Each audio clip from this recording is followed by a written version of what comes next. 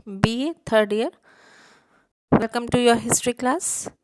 आज हम अपना टॉपिक करना जा रहे हैं स्टार्ट, कुटीर उद्योगों का पतन। ठीक है, कि कुटीर उद्योग था, उनका किस कारण से पतन हुआ था, वो आज हम पढ़ रहे हैं। अंग्रेजों के भारत आगमन के समय भारतीय कुटीर उद्योगों द्वारा उत्पादित वस्तुओं की गुणवत्ता विश्व भर में प्रसिद्ध थी। भारत में सूत कातना, बुनना प्राचीन काल से ही एक घरेलू व्यवसाय था।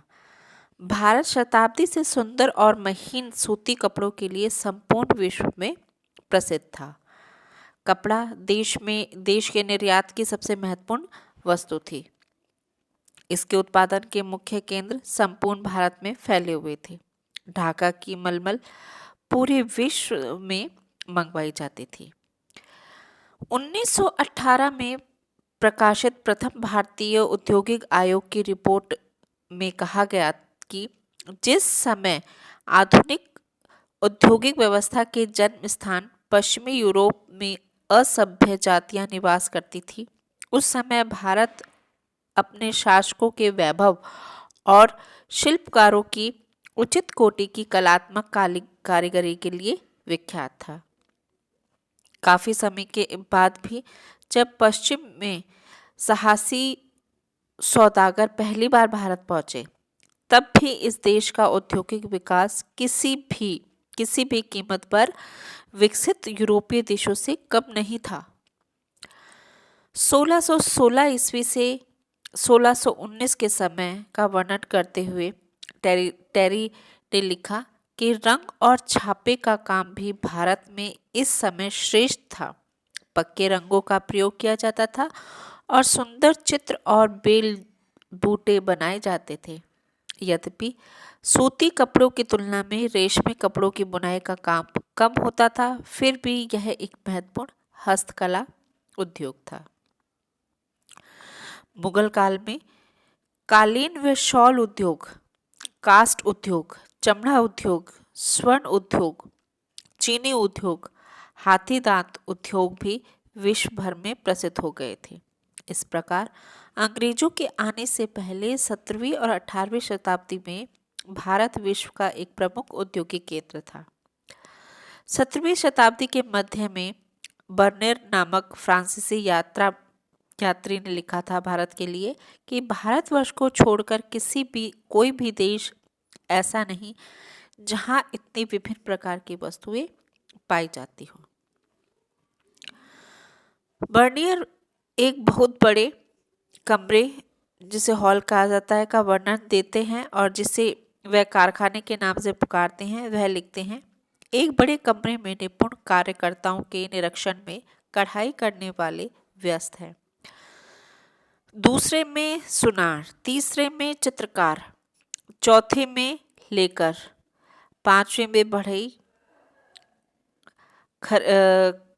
खरादी, दर्जी तथा मोची, छठे में रेशम, जरी और बारीक मलमल के उत्पादक।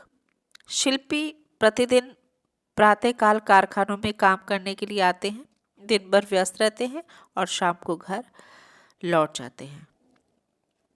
विदेशी यात्रियों के यात्रा वर्णन में से एक महत्वपूर्ण तथ्य की पुष्टि हुई कि 18वीं सदी तक भारत के कुटीर उद्योग उन्नत अवस्था में थे और भारत की आर्थिक स्थिति अन्य देशों की तुलना में बहुत अच्छी थी।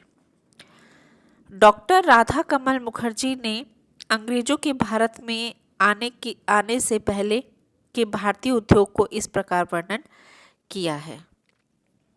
देखिएगा, घरेलू आवश्यकता पूर्ति हेतु ग्रामीण उद्योग, ये उद्योग खेती के अवकाश काल से चलते थे तथा घरेलू आवश्यकताओं की पूर्ति करते थे। इसमें स्थानीय सामग्री जैसे सरकंडे, घास, बांस, मिट्टी, ऊन, सूत आदि का प्रयोग होता था। कृषि उपकरण आधारित ग्रामीण उद्योग, ये जो कृषि कार्य में प्रयुक्त होने वाली सामग्री बनाते थे। गांव के आत्मनिर्भर समाज की आवश्यकताओं की पूर्ति के लिए लोहार, बढ़ई, कुम्हार आदि बराबर काम में लगे रहते थे। तीसरा हम कह सकते हैं कलात्मक ग्रामीण उद्योग, जो गांव के कलात्मक उद्योग जो कि उच्च कोटि की ग्रामीण कला के प्रतीक थे और जिनकी समुद्र पार के देशों से भी उनकी जो सामान वगैरह मंगाया जाता था। अब ग्रामीण उद्योगों की क्या विशेषता थी? ग्रामीण उद्योगों की कच्चा माल की उपलब्धता काफी थी। ग्रामीण उद्योगों की विशेषता यह थी कि ग्रामीण कारीगर गांव से ही अपने शिल्प के लिए आवश्यक कच्चे माल जैसे लकड़ी, मिट्टी, चमड़ा, कपड़ा आदि का प्रबंध कर लेता था। जंगलों से लकड़ी मिल जाती थी, मृत पशुओं से मोची अपने काम के लिए चमड़ा प्राप्त करता था। देश में प्राय प्रत्येक भाग में कपास की खेती होती थी। लोहा तथा अन्य धातु ही ऐसे होते थे जो कि नगरीय बाजार से क्रय करनी पड़ती थी। इस प्रकार उद्योगों के लिए आवश्यक कच्चा माल गांव में लगभग आत्मनिर्भर था। फिर दूसरा है तैयार माल की खपत। गांव में जो भी चीजें बनती थी उसमें से अधिकांश खपत गांव में ही हो जाती थी। इसका कारण यह है कि हस्तशिल्पी पूरे गांव का या कुछ विशेष परिवारों का सेवक होता था, इसलिए उसे अपना माल बेचने के लिए अन्यत्र कहीं भी जाने की आवश्यकता नहीं होती थी। फिर भी जो माल बच जाता था वह विभिन्न गांवों में लगने वाले साप्ताहिक मेलों में उसको बेच देता था। तीसरा है मूलभूत आवश्यकताओं की सामग्रियों का निर्माण। ग्रामीण उद्योग केवल मनुष्य की मूलभूत आवश्यकताओं तक सीमित थे। गांव में विलासिता की वस्तु उत्पादन करने वाले उद्योग नहीं के बराबर थे। फिर फोर्थ पॉइंट आता है वस्तु विनिमय आधारित विपणन। गांव में उत्पादित वस्तुओं का विनिमय गांव की प्रजा तक सीमित था। आवश्यकता पड़ने पर किसान दस्तकार से सामान या सेवा लेता था, किंतु वह दस्तकार को हर बार भुगतान नहीं करता था। दस्तकार का भुगतान समस्त गांव की सम्मिलित जिम्मेदारी थी। कारीगर को गांव की ओर से गांव की जमीन का कुछ अंश स्थायी तौर पर जोतने के लिए मिला रहता था या फसल काटने पर उसे अनाज की निश्चित मात्रा दी जाती थी। फिर है नगरीय उद्योगों की विशेषता। ग्रामीण उद्योगों के साथ नगरीय उद्योग विद्यमान थे। ग्रामीण उद्योग द्वारा जहां गांव की सीमित आवश्यकताओं की पूर्ति होती थी, वहीं नगरीय उद्योग कुलीन सामंत वर्ग एवं धनी व्यापारी वर्ग के उपयोग तथा विलासिता की वस्तुओं का उत्पादन करते थे। नगरीय उद्योग को मूलतः 3 भागों में विभाजित किया गया था।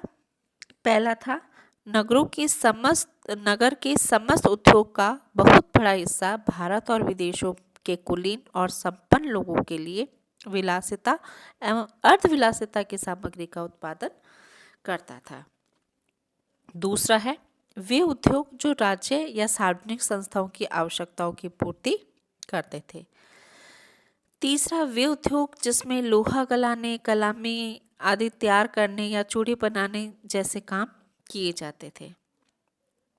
नगरीय उद्योग का बाजार था वो अत्यंत सीमित था, क्योंकि इन उद्योग में केवल सामंत, कुलीन और धनी व्यक्तियों तथा निर्यात के लिए जाने वाली वस्तुओं का निर्माण होता था। नगरीय उद्योग में काम करने वाले 2 प्रकार के व्यक्ति थे। पहला तो जो थे वो थे स्वतंत्र रूप से काम करने वाले, और दूसरे थे राज्य या व्यापारिक प्रतिष्ठानों के कारखानों में नौकरी करने वाले। बड़े नगरों में प्रत्येक उद्योग एक विशेष श्रेणी संगठित था। प्रत्येक उद्योग एक मुखिया होता था। वह श्रम तथा उत्पादन का मूल्य निर्धारित करता था तथा विवादों को निपटाया करता था। अनुभवी शिल्पकार नए शिल्पकारों को प्रशिक्षित करते थे। उद्योग एक वंशानुगत व्यवसाय था और शिल्पकार एक विशेष जाति का सदस्य था, इसलिए शिल्प संघ जातीय सत्ता से नियंत्रित होती है। ईस्ट इंडिया कंपनी की कठिनाइयाँ। ईस्ट इंडिया कंपनी एक व्यापारिक संस्था थी जिसका मूल उद्देश्य भारत के माल और उत्पादनों के व्यापार पर एकाधिकार स्थापित करके लाभ अर्जित करना था।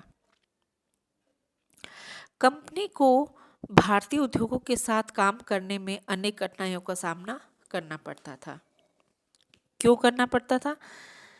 देखिए कि पहला तो कंपनी भारत में तैयार तैयार माल के बदले में सोने चांदी के अतिरिक्त और कुछ नहीं दे सकती थी, क्योंकि ब्रिटिश में ऐसा कुछ नहीं बनता था या पैदा होता था जिसे भारतीय सामग्री के बदले में दिया जा सके। दूसरा है कि भारतीय कपड़ों को इंग्लैंड में ले जाकर बेचने से कंपनी को तो बड़ा लाभ हुआ, किंतु इंग्लैंड के कपड़े उद्योग के लिए संकट उत्पन्न हो गया। रॉबिन्स क्रूसो नामक उपन्यास के लेखक डेफी ने लिखा कि भारतीय कपड़ा हमारे घरों, अलमारियों और सोने के कमरों में घुस गया। पर्दे, गद्दे, कुर्सियों या और बिस्तर के रूप में और कुछ नहीं, अपितु केबलों या भारतीय सामान है।